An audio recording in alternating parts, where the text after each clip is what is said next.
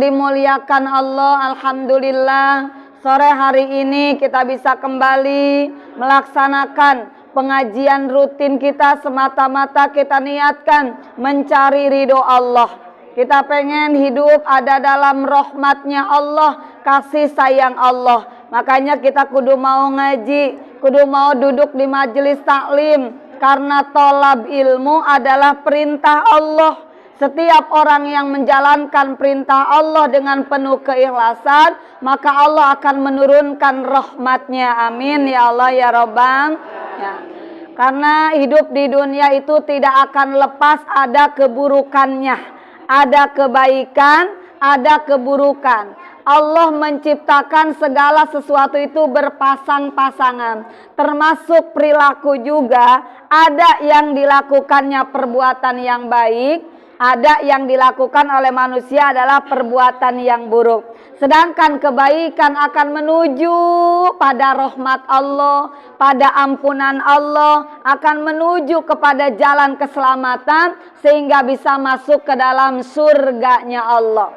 Sedangkan keburukan akan menuju pada murka Allah, marah Allah, akan menuju kepada kesengsaraan, bahkan naudzubillah akan dimasukkan ke dalam nerakanya Allah kalau keburukan itu tidak sampai tertaubati sebelum dia meninggal dunia. Mudah-mudahan kita namanya juga manusia. Al-insanu mahalul khoto wan nisyan. Manusia itu tempatnya salah, tempatnya lupa. Benar nggak ibu-ibu? Tapi mudah-mudahan jangan sampai kita lupa-lupa sama perbuatan salah, dilupa-lupain.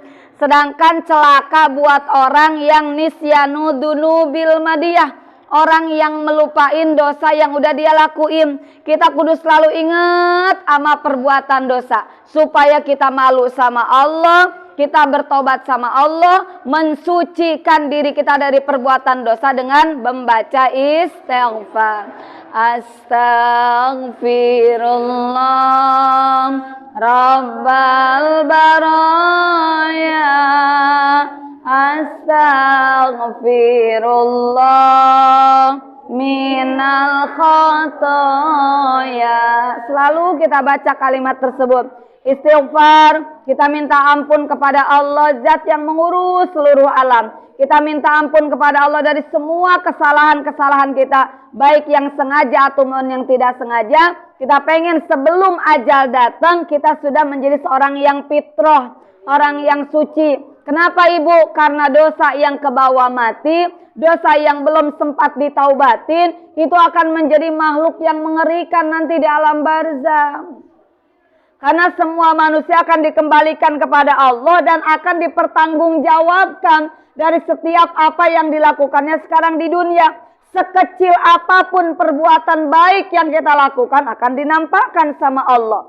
Sekecil apapun perbuatan yang buruk yang kita lakukan itu pun akan dinampakkan sama Allah. Faman ya'mal mithqala dzarratin khairan yarah, wa may ya'mal mithqala dzarratin syarran yarah.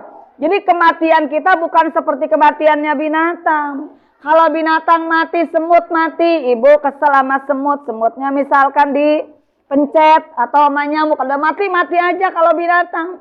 Beda dengan manusia, setelah kematian akan ada kehidupan kembali, akan ada pertanggungjawaban di hadapan Allah. Ibu, lisan sekarang yang ibu ucapin nanti dipertanggungjawabkan di hadapan Allah. Karena semua titipan Allah, semua punya Allah, bukan punya kita.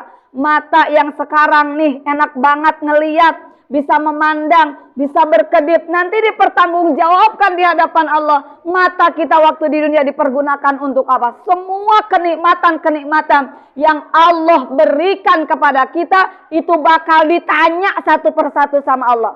Summalatus alunna yauma idin anin naim. Tuh dalam surat At-Takasur ya. Allah akan mempertanyakan anin naim, dari nikmat-nikmat yang sekarang kita rasain. Makanya jangan sampai kita menjadi orang yang kufur kepada Allah. Jadilah kita orang yang pandai bersyukur kepada Allah Subhanahu wa ta'ala. Lalu kenapa seseorang sampai berbuat maksiat? Kenapa seseorang sampai berbuat dosa? Aslu kulli maksiatin wa ghaflatin. Puncaknya atau pokoknya orang sampai berbuat dosa, berbuat maksiat itu gara-gara hatinya lupa sama Allah. Hatinya lalai, goplah. Makanya ibu harus selalu hati-hati dengan hati. Hati-hati dengan hati. Hati ini bisa menjadi tempat cahaya berlabuhnya Allah. Cahayanya Allah bisa menjadi tempat sarangnya iblis. Maka jangan sampai hati kita kosong untuk menyebut dan mengingat Allah. Untuk selalu berzikir kepada Allah. Makanya zikir ada zikrun fil lisan, ada zikrun fil qalbi, ada zikrun fil arkan. Ada zikir melalui lisan, ada zikir dengan hati, ada zikir dengan anggota badan kita. Hati kita pengen selalu ingat sama Allah, latihannya sama lisan dulu nih. Makanya sering-seringlah lisannya membaca tasbih. Kalau baca tasbih baru 3 kali, belum kerasa bacanya 33 kali. Kenapa? Makin banyak yang dibaca, makin tersambung sedikit demi sedikit hati kita kepada Allah. Betul ibu-ibu? Iya. Kalau baca tahmid, takbir, tahlil terus perbanyak. Bukrota wa asila di pagi hari, di sore hari. Itu melatih apa? Melatih supaya hati kita bisa tersambung kepada Allah. Kenapa? Berzikir dengan lisan sekalipun hatinya lalai itu lebih baik daripada lisannya tidak berzikir. Ibu, jadi lebih baik orang yang berzikir lisannya walaupun hatinya belum bisa tersambung kepada Allah. Syukur-syukur nantinya karena terbiasa ibu mengucapkan kalimat zikir, kalimat tasbih, takbir, tahmid dan tahlil, sedikit demi sedikit Allah anugerahkan mawahib ke dalam batin kita, kehusuan sehingga hati ini tersambung kepada Allah sampai nggak kerasa sedang berzikir meneteskan air mata. Saking apa ibu? Saking ngerasa deket banget sama Allah. Saking ngerasa banget tatapan Allah. Saking ngerasa banget diawasin sama Allah. Ketika saat itu ibu mendapatkan mawahib dari Allah, anugerah dari Allah, sehingga Allah anugerahkan kehusuan ke dalam batin kita. Kenapa? Karena kalau hati kita lalai, hati kita goplah, bisa akan terjadi perbuatan-perbuatan maksiat, baik di mulut kita, mata kita, pendengaran kita, kaki dan tangan kita, gara-gara hatinya lupa sama Allah. Nah, untuk hati selalu ingat kepada Allah, latihannya dengan zikrun fil lisan. Bahkan Sayyidina Umar bin Khattab, ibu, kalau tengah malam, dia zikirnya dijaharkan, suaranya dikeluarkan. Kan ada zikir jahar, ada zikir khofi, ada zikir sir. Ada zikir dengan suara dikeraskan sampai terdengar dengan jelas. Ada zikir secara khofi, ibu doang yang dengar. Ada zikir secara sir, cuman di dalam hati. Nah, ibu kalau baca Quran kudu jelas satu hurufnya. Bismillahirrahmanirrahim. Contoh, alhamdulillahi rabbil alamin. Itu ketika ibu mengeluarkan suara dengan suara yang lantang, yang jelas, bisiddatin qawi dengan kekuatan, namanya zikir jahar. Nah, Sayyidina Umar ketika dia melakukan zikir jahar, ibu ditanya sama sahabat, emangnya Sayyidina Umar kagak takut ria apa? Kan biasanya kalau orang suaranya dikencengin, ibu, takut apa katanya? Takut ria, takut pengen dipuji sama orang. Apa kata Sayyidina Umar? Bu, ketika mengucapkan zikir jahar saja kata Sayyidina Umar, hawa nafsuku ini masih liar. Gitu. Apalagi kalau zikirnya loyo banget. La ilaha illallah. Kagak ada tenaga aja ya. Tapi kan kalau di tarekat Indonesia dengan disiddatin qawiyin, dengan penuh kekuatan, la ilaha illallah, dihujamkan ke dalam dada. Kenapa? Itu melatih untuk menundukkan hawa nafsu. Nah, ibu-ibu, jadi ada zikir fil lisan, ada zikir fil qalbi, ada zikir fil arkan. Nah, kalau kita udah terbiasa melatih lisan kita dengan berzikir, ibu, maka Allah akan anugerahkan hati kita menjadi hati yang berzikir sama Allah. Ala kulli halin, di setiap keadaan kita ingat sama Allah. Nah, kalau hati udah ingat sama Allah, akan terjaga tuh anggota tubuhnya dari perbuatan maksiat. Nah, ketika anggota tubuh kita terjaga dari perbuatan maksiat, akan lahirlah perbuatan taat atau kebaikan, gitu. Jadi puncaknya seseorang berbuat maksiat, berbuat dosa gara-gara hatinya lupa sama Allah. Tapi kalau dia melatih hatinya untuk ingat kepada Allah, maka itu akan menjadi puncak perbuatan taat kepada Allah Subhanahu. Nah, itu namanya zikrun fil arkan. Nah, ibu kayak gini nih, datang ke pengajian, kaki yang melangkah, tangan mengayunkan, badan ibu bergerak ke sini. Nah, ini namanya zikrun fil arkan. Anggota tubuh ibu dibawa zikir untuk datang ke majelis taklim. Ketika ibu sholat, tiga-tiganya zikir ibu melakukannya. Ya zikrun fil lisan, ya zikrun fil arkan, ya zikrun fil qalbi. Maka ketika sholat, kalau hanya badannya saja yang sholat, hatinya tidak ikut sholat, nggak akan kerasa nikmatnya sholat. Yang ada sholatnya ngerasa capek, ngerasa beban banget. Bu, pas mau sholat asar gimana?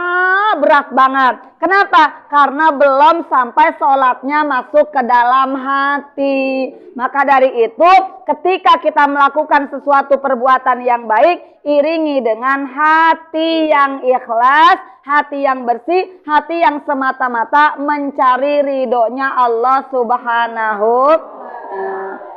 Ibu sekalian yang dimuliakan Allah, ingat kata Nabi, ala fil jasadi mudghah. Nah, selalu kita kudu ingat bahwa dalam diri kita ini ada mudghah, segumpal darah. Di mana dia baik akan baik, di mana dia buruk akan buruk. Apa itu ibu-ibu?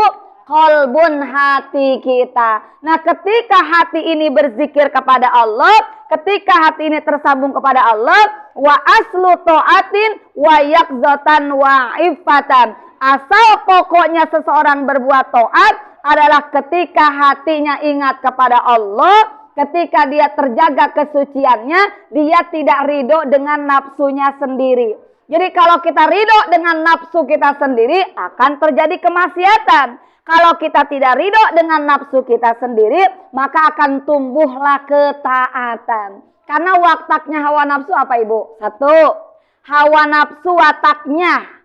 Satu, nggak mau diatur. Pengen apa kalau nggak mau diatur? Pengen bebas, pengen semau gue, gitu. Kata siapa tuh? Kata hawa nafsu. Yang kedua hawa nafsu, ibu, pengen selalu merasa puas. Tuh, wataknya hawa nafsu itu lihat. Dulu ketika Allah menciptakan hawa nafsu, ibu, sebelum dimasukkan ke dalam jasad, kan jasad kita ada apanya? Ada hawa nafsunya di dalam tubuh kita ya. Sebelum hawa nafsu masuk ke dalam tubuh kita, ketika Allah menciptakan hawa nafsu, ditanya oleh Allah, ibu, siapa engkau? Apa dia jawab? Ana, anta. Gitu kata siapa? Hawa nafsu. Aku adalah aku dan engkau adalah engkau ya Allah. Gitu. Bu, ditanya lagi yang kedua kali, sama seperti itu jawabannya. Akhirnya Allah memenjarakan hawa nafsu tanpa diberi makan dan tanpa diberi minum dalam beratus-ratus tahun. Kemudian baru dikeluarkannya lagi. Baru ditanya, man anta, siapa engkau? Ana abduka wa anta robbi. Gitu ibu-ibu. Baru dia jawab, saya adalah hambamu ya Allah dan engkau adalah Tuhanku. Pertamanya dia nggak mau mengakui Allah sebagai Tuhan. Dia merasa ya saya, engkau ya Allah. Tapi akhirnya tertunduklah hawa nafsu dengan sebab dipenjarakan oleh Allah tanpa diberi makan dan minum. Nah, kita juga sama. Kalau kita pengen hawa nafsu kita tunduk kepada Allah, latih. Dipenjarain, jangan diikutin wae. Maka kata Nabi, tuba liman kana akluhu amiron wa hawahu asiron. Beruntung orang yang menjadikan akal pikirannya pemimpin, hawa nafsunya sebagai tawanan. Di penjara kurang teh hawa nafsu. Berarti kalau di penjara gak boleh dibebasin, kudu diatur sama kita, ibu. Nah, akal pikiran bisa mengatur hawa nafsu kalau hawa nafsunya, kalau akal pikirannya sehat. Berarti lamun hayang sehat harus punya ilmu. Dan kemudian kalau hatinya juga bersih. Berarti kalau hatinya pengen bersih, buru-buru belajar bertobat sama Allah. Karena kalau hatinya kotor nggak bisa mengendalikan hawa nafsu. Ibu, sedangkan kotornya hati gara-gara apa? Dosa. Sedangkan kalau dosa menjadi noda apa dalam hati? Noda hitam. Makanya buru-buru bersihin hatinya dengan taubat an-nadamah, penuh penyesalan, banyakin nangis depan Allah teh. Sedih depan Allah teh. Sedih dengan perbuatan dosa, sedih ingat hidup nanti di alam barzah. Bu, ingat nanti di alam akhirat seperti apa. Jadi dibayangin dari sekarang sampai meneteskan air mata kalau ingat dengan panasnya api neraka Allah. Kalau ingat dengan ibu siksaan Allah azabun alim. Nah, dengan sebab itu maka hati kita akan menjadi hati yang lembut. Kalau udah lembut bersih, kalau udah bersih ibu, insya Allah akan bisa membantu untuk menaklukkan atau menundukkan hawa nafsu kita. Alhamdulillah, ibu dengan ngaji aja ke sini ya. Ini ibu udah menjadikan sesuatu perbuatan di mana ibu berusaha menundukkan hawa nafsu. Sore-sore begini datang ke pengajian, duduk di majlis salim. Jujur kalau duduk di pengajian pegel nggak ibu-ibu? Buktinya pegel, duduknya bolak-balik melulu. Pengennya mah saya teh ngelonjor kata ibu teh, tapi malu. Ya, ibu, itu kan perjuangan mujahadah. Mujahadah buat kita nahan lelahnya, capeknya, tapi lelah dalam lillah menjadi ibadah. Amin ya Allah ya Rabbal. Nah, itu saja ibu-ibu yang dapat saya sampaikan di kesempatan sore hari ini. Mudah-mudahan berkah dan manfaat. Kurang lebihnya mohon maaf. Wassalamualaikum warahmatullahi taala wabarakatuh.